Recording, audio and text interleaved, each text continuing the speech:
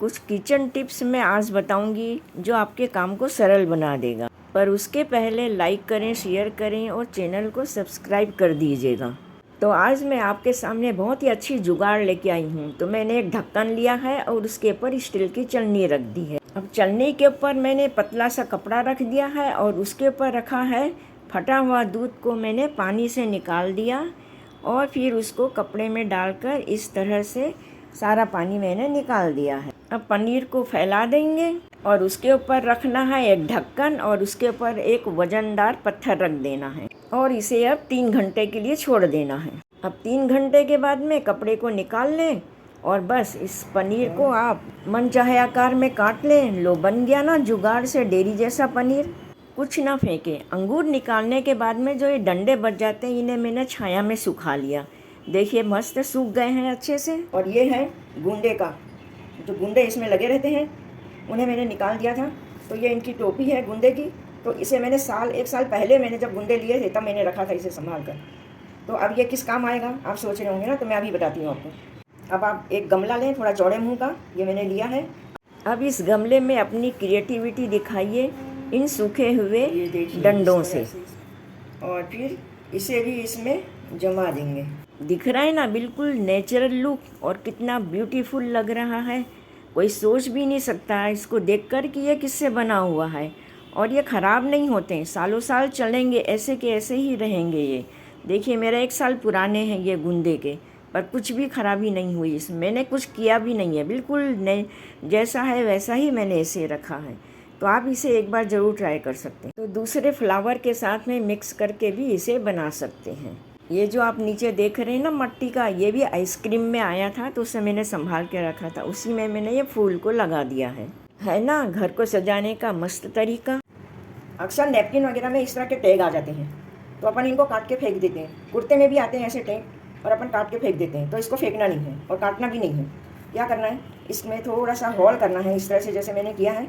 इसको इस तरह से पकड़ के और यहाँ थोड़ा सा कैंची से काट लेना है और एक होल बना लेना है। देखिए तो ये क्या काम आता है कि अक्सर अपन जब टंगाते हैं किचन वगैरह में रखते हैं तो ये जब अपन इस तरह से रखते हैं तो गिर जाते हैं, और नहीं तो फिर अपने को हाथ से बनाना पड़ता है। तो हाथ से क्यों बनाएं, अपन इस तरह से इसको छेदा कर दें और फिर इसको अपन टांग देंगे।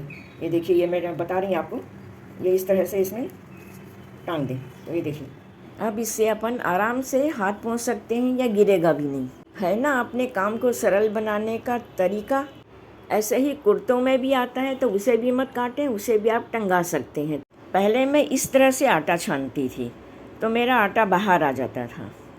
ये देखिए बाहर आ गया है आटा।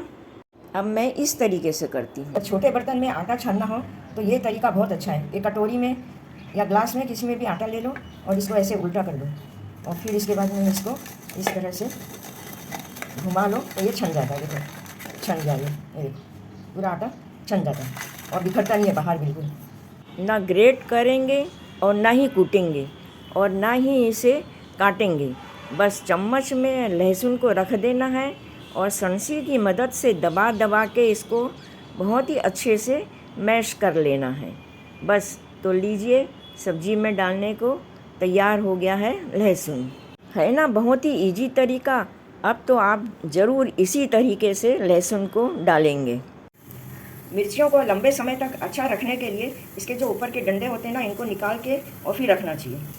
इस तरह से सब निकालना है इसके ऊपर के डंडों को और एक डब्बे में डाल देना। एक प्लेन कागज़ डाल देना इस तरह से और ढक्कन ढक देना है ऐसे और फ्रीज में रख देना है। ये बहुत समय तक ख़राब नहीं होगी और सड़ेगी भी नहीं। अक्सर ऐसी छोटी छोटी चीज़ें इधर उधर अपन रख देते हैं और समय पे ढूंढते हैं तो मिलती नहीं है। जैसे छोटी छोटी प्लेटें हैं जो मैं कप पर या ग्लास के ऊपर ढकती हूँ, और ये कुकर के विसल वगैरह हैं जो जिसे अपने को बहुत ज़रूरत पड़ती है और समय पे मिलता नहीं है। तो मैंने एक जुगाड़ लगाया।